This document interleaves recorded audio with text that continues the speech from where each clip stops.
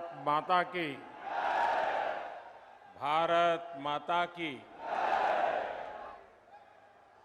महात्मा बुद्ध का पावन धरती सिद्धार्थनगर में हम आप सभा का प्रणाम करीत है।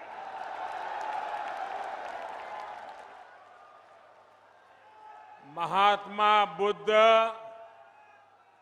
जौने धरती पर आपन पहले कई जीवन बिताइन वहे धरती पर साए आज प्रदेश का 9 मेडिकल कॉलेजन का उद्घाटन है। स्वस्थ और निरोग भारत का सपना पूरा कर बदे ये एक बड़ा कदम है। आप सबके बधाई। उत्तर प्रदेश की राज्यपाल श्रीमती आनंदीबेन पटेल जी, यूपी के यशस्वी और कर्मयोगी मुख्यमंत्री योगी आदित्यनाथ जी, केंद्रीय स्वास्थ्य मंत्री श्री मनसुख मांडविया जी, मंच पर उपस्थित यूपी सरकार के अन्य मंत्रीगण,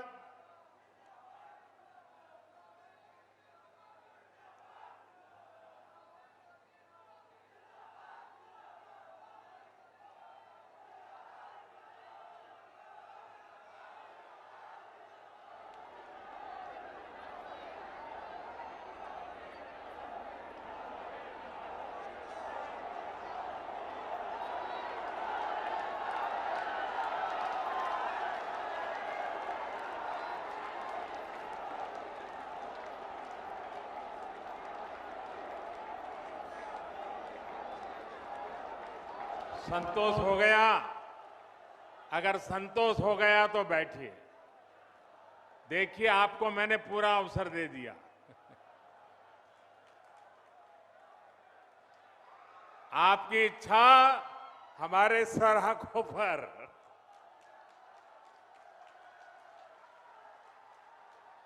तब आप इजाजत दे तो मैं शुरू करूं। आपकी इजाजत है? आपको नारे वगैरह संतोष हो गया ना? आपके इस प्यार के लिए हम सब आपके बहुत आभारी हैं। लेकिन अब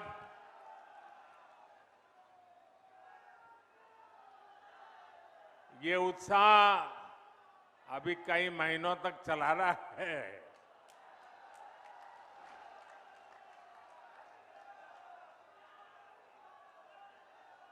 जिन अन्य स्थानों पर नए मेडिकल कॉलेज बने हैं, वहां उपस्थित यूपी सरकार के मंत्रीगण, कार्यक्रम में मौजूद सभी सांसद, विधायक, अन्य जनप्रतिनिधि और मेरे प्यारे भाइयों और बहनों, आज का दिन पूर्वांचल के लिए, पूरे उत्तर प्रदेश के लिए आरोग्य की डबल डोज लेकर आया है। आपके लिए एक उपहार लेकर आया है। यहां सिद्धार्थनगर में यूपी के 9 मेडिकल कॉलेज का लोकार्पण हो रहा है। इसके बाद पूर्वांचल से ही पूरे देश के लिए बहुत जरूरी ऐसा मेडिकल इंफ्रास्ट्रक्चर की एक बहुत बड़ी योजना शुरू होने जा रही है और उस बड़े काम के लिए मैं यहां से आपका आशीर्वाद लेने के बाद, इस पवित्र धरती के आशीर्वाद लेने के बाद, आपसे संवाद करने के बाद काशी जाऊंगा और काशी में उस कार्यक्रम को लॉन्च करूंगा।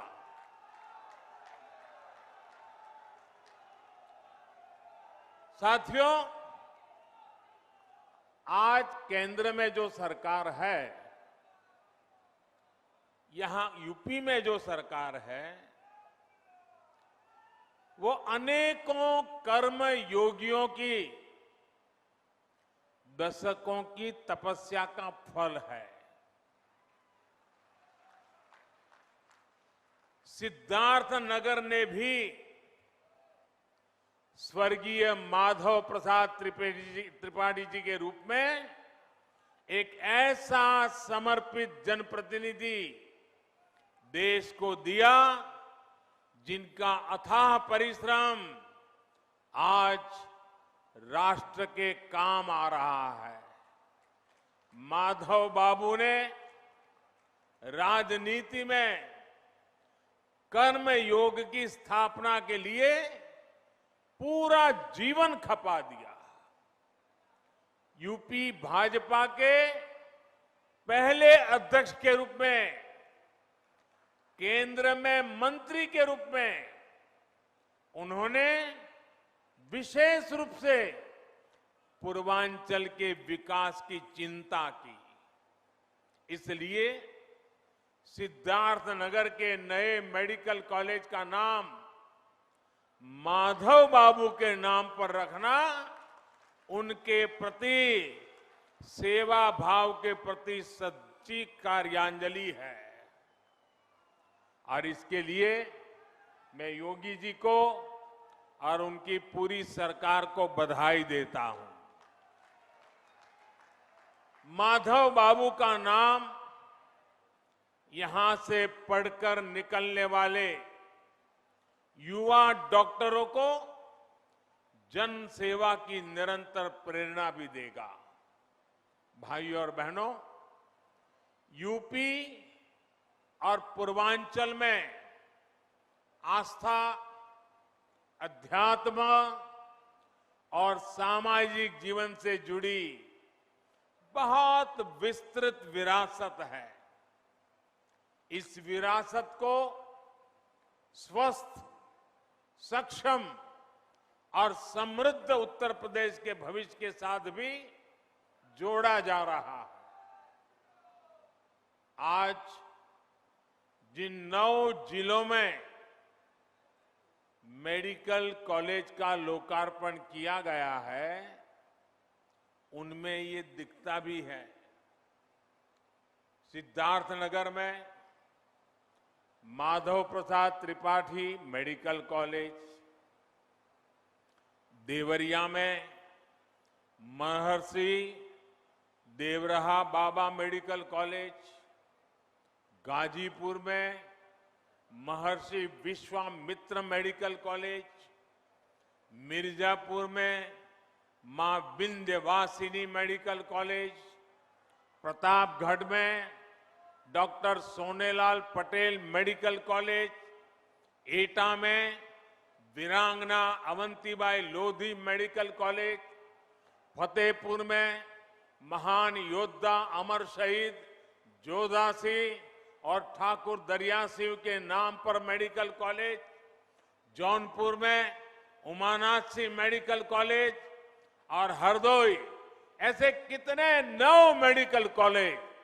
ये सभी मेडिकल कॉलेज अब पूर्वांचल के कोटि कोटि जनों की सेवा करने के लिए तैयार है। इन 9 नए मेडिकल कॉलेजों के निर्माण से करीब 2,500 नए बेड्स तैयार हुए हैं। 5,000 से अधिक डॉक्टर और पैरामेडिकल के लिए रोजगार के नए अवसर बने हैं। इसके साथ ही हर वर्ष सैकड़ों युवाओं के लिए मेडिकल की पढ़ाई का नया रास्ता खुला है। साथियों, जिस पूर्वांचल को पहले की सरकारों ने बीमारियों से जूझने के लिए छोड़ दिया था, वही अब पूर्वी भारत का मेडिकल हब बनेगा।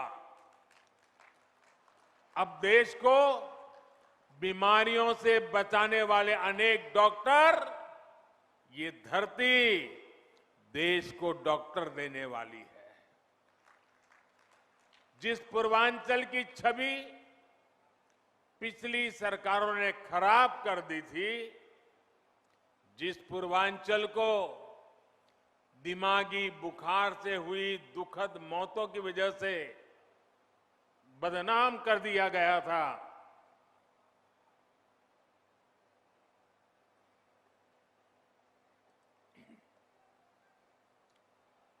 वही पूर्वांचल, वही उत्तर प्रदेश पूर्वी भारत को सेहत का नया उजाला देने वाला है। साथियों, यूपी के भाई बहन भूल नहीं सकते कि कैसे योगी जी ने संसद में यूपी की बदहाल मेडिकल व्यवस्था की व्यथा सुनाई थी। योगी जी तब मुख्यमंत्री नहीं थे, वे एक सांसद थे और बहुत छोटी आयु के वो सांसद बने थे। और अब आज यूपी के लोग ये भी देख रहे हैं कि जब योगी जी को जनता जनार्दन ने सेवा का मौका दिया तो कैसे उन्होंने दिमागी बुखार को बढ़ने से रोक दिया। इस क्षेत्र के हजारों बच्चों का जीवन बचा लिया। सरकार जब संवेदनशील हो, गरीब का दर्द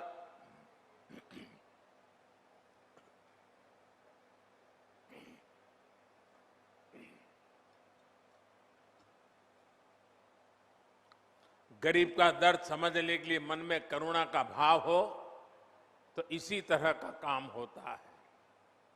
भाइयों और बहनों, हमारे देश में आजादी के पहले और उसके बाद भी मूलभूत चिकित्सा और स्वास्थ्य सुविधाओं को कभी प्राथमिकता नहीं दी गई।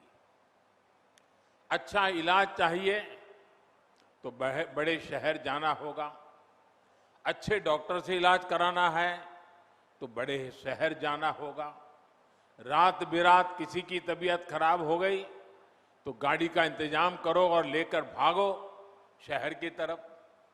हमारे गांव देहात की यही सच्चाई रही है। गांवों के कस्बों में जिला मुख्यालय तक में बेहतर स्वास्थ्य सुविधाएं मुश्किल से ही मिलती थी। इस कष्ट को मैंने भी भोगा है, महसूस किया है। देश के गरीब, दलित, शोषित, वंचित, देश के किसान, गांवों के लोग, छोटे छोटे बच्चों को सीने से लगाए इधर उधर दौड़ रही माताएं, हमारे बुजुर्ग जब स्वास्थ्य की बुनियादी सुविधाओं के लिए सरकार की तरफ देखते थे तो उन्होंने निराशा ही हाथ लगती थी।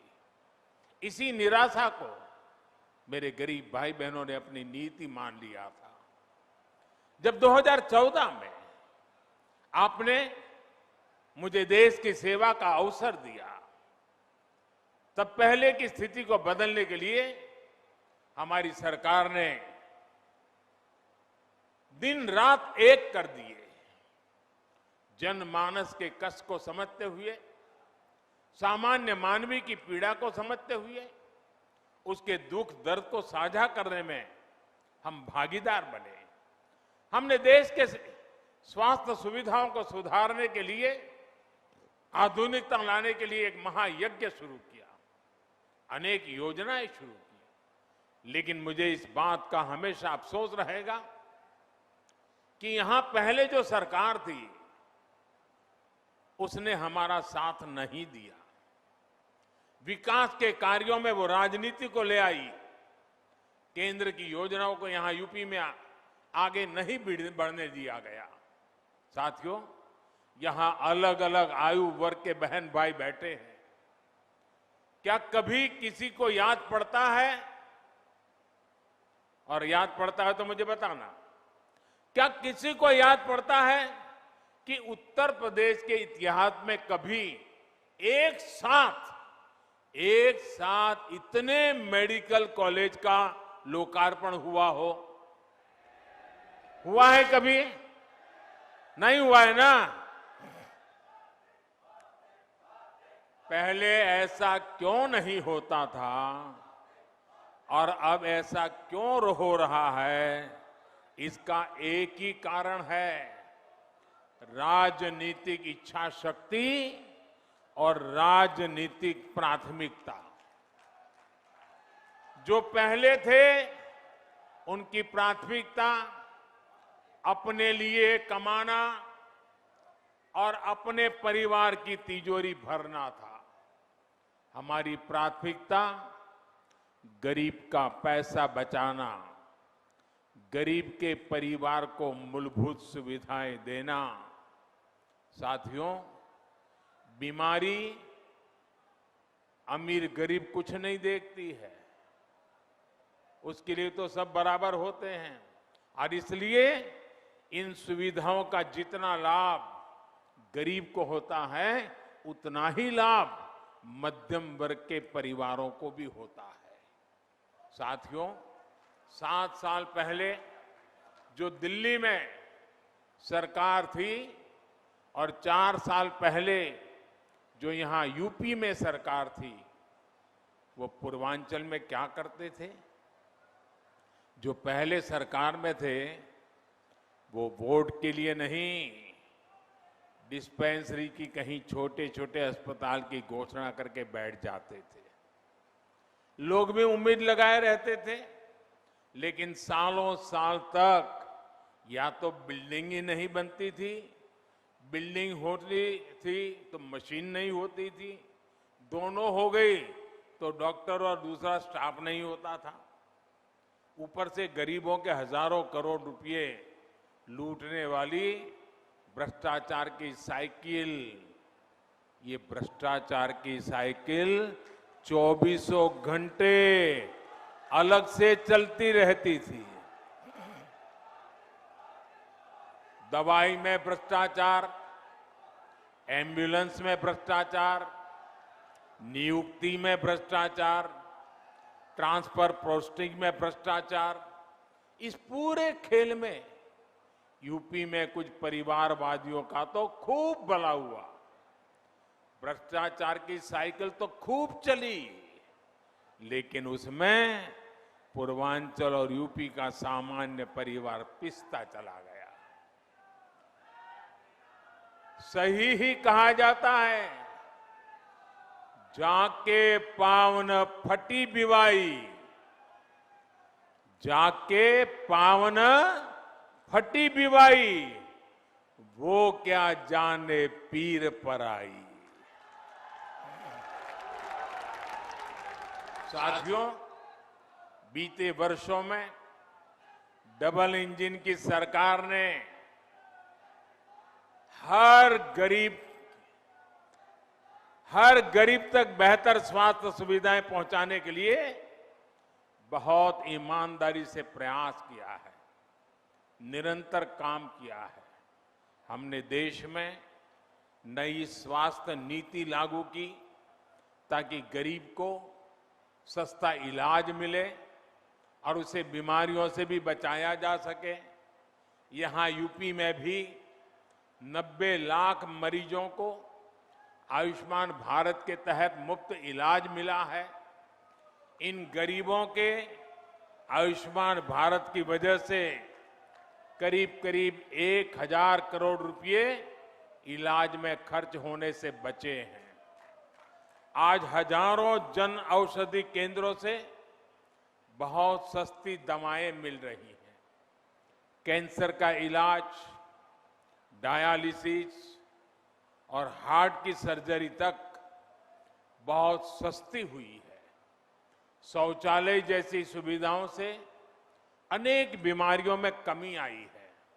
यही नहीं, देश भर में बेहतर अस्पताल कैसे बने और उन अस्पतालों में बेहतर डॉक्टर और दूसरे मेडिकल स्टाफ कैसे उपलब्ध हो, इसके लिए बहुत बड़े और लंबे विजन के साथ काम किया जा रहा है।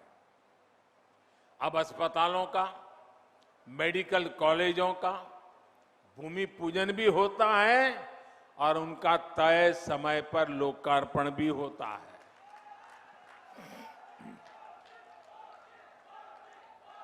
योगी जी की सरकार से पहले जो सरकार थी, उसने अपने कार्यकाल में यूपी में सिर्फ 6 मेडिकल कॉलेज बनवाए थे। योगी जी के कार्यकाल में 16 मेडिकल शुरू हो चुके हैं और 30 नए मेडिकल कॉलेजों पर तेजी से काम चल रहा है। रायबरेली और गोरखपुर में बन रहे एम्स तो यूपी के लिए एक प्रकार से बोनस है। भाई और बहनों, मेडिकल कॉलेज सिर्फ बेहतर इलाज ही नहीं देते, बल्कि नए डॉक्टर, नए पैरामेडिक्स का भी निर्माण करते हैं। जब मेडिकल कॉलेज बनता है तो वहां पर विशेष प्रकार के laboratory training centre, nursing unit, medical unit और रोजगार के अनेक नए साधन बनते हैं। दुर्भाग्य से पहले के दशकों में देश में डॉक्टरों की कमी को पूरा करने के लिए राष्ट्रव्यापी रणनीति पर काम ही नहीं हुआ। अनेक दशक पहले मेडिकल कॉलेज और मेडिकल शिक्षा की देखरेख के लिए जो नियम कायदे बनाए गए थे, जो संस्थाएं बनाई गई, वो पुराने तौर तरीकों से ही चल रही थी। ये नए मेडिकल कॉलेज के निर्माण में बाधक भी बन रही थी। बीते 7 सालों में एक के बाद एक हर ऐसी पुरानी व्यवस्था को बदला जा रहा है जो मेडिकल शिक्षा की राह में रुकावट बन रहा है। इसका परिणाम मेडिकल सीटों की संख्या में भी नजर आता है। 2014 से पहले हमारे देश में मेडिकल की सीटें 90,000 से भी कम थी। बीते 7 वर्षों में देश में मेडिकल की 60,000 नई सीटें जोड़ी गई हैं।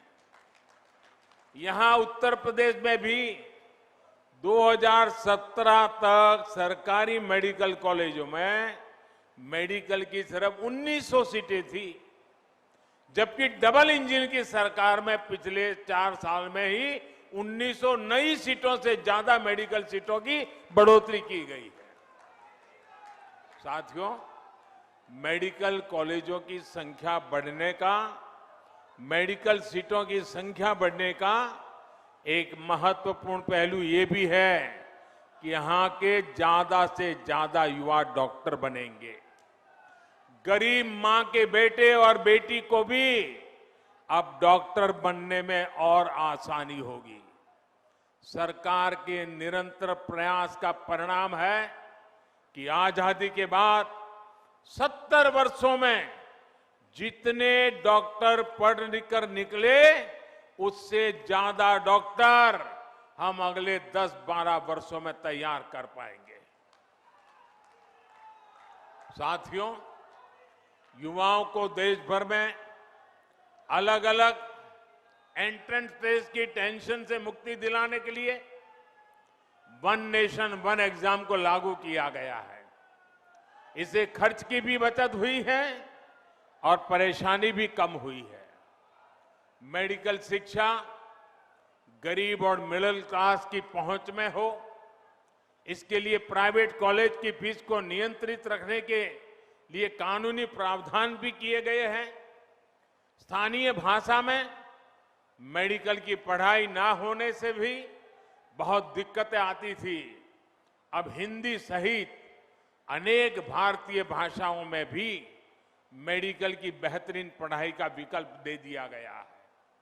अपनी मातृभाषा में जब युवा सीखेंगे तो अपने काम पर उनकी पकड़ भी बेहतर होगी। साथियों, अपनी स्वास्थ्य सुविधाओं को यूपी तेजी से सुधार सकता है। ये यूपी के लोगों ने इस कोरोना काल में भी साबित किया है। 4 दिन पहले ही देश ने 100 करोड़ वैक्सीन डोज का बड़ा लक्ष्य हासिल किया है और इसमें यूपी का भी बहुत बड़ा योगदान है। मैं यूपी की समस्त जनता, कोरोना वॉरियर्स, सरकार, प्रशासन और इससे जुड़े सभी लोगों को बधाई देता हूं। आज देश के पास 100 करोड़ वैक्सीन डोज का सुरक्षा कवच है।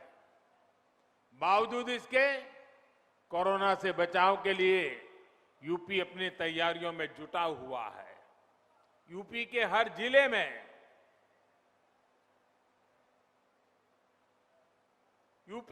जिले में कोरोना से निपटने के लिए बच्चों की केयर यूनिट या तो बन चुकी है या तेजी से बन रही है। कोविड की जांच के लिए आज यूपी के पास 60 से ज्यादा लैब मौजूद है। 500 से ज्यादा नए ऑक्सीजन प्लांट पर भी तेजी से काम चल रहा है। साथियों, यही तो सबका साथ, सबका विकास, सबका विश्वास और सबका प्रयास, यही तो उसका रास्ता है। जब सभी स्वस्थ होंगे, जब सभी को अवसर मिलेंगे, तब जाकर सबका प्रयास देश के काम आएगा। दीपावली और छठ का पर्व इस बार पूर्वांचल में आरोग्य का नया विश्वास लेकर आया है।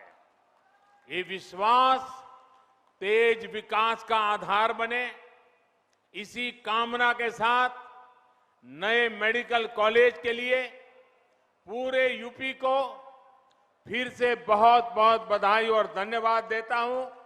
आप भी इतनी बड़ी तादाद में हमें आशीर्वाद देने के लिए आए, इसलिए मैं विशेष रूप से आपका आभार व्यक्त करता हूं। बहुत बहुत धन्यवाद।